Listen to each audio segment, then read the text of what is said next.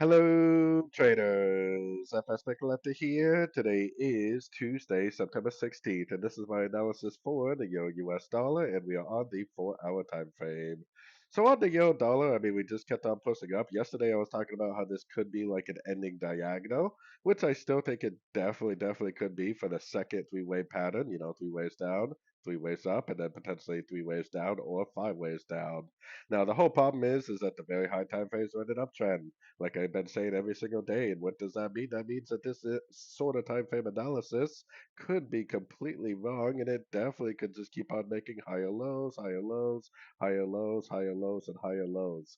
That counter trend thinking is very likely what's going to cause you to end up losing trades if you're not careful. So going down to the 1 hour time frame, we really should be doing nothing but looking for longs. We definitely shouldn't be trying to go long at the top of a wave. We should be trying to go long on these little three-way pullbacks that we see. Now, if it does start to, break structure to the downside, then we can definitely start looking for sorts at that point.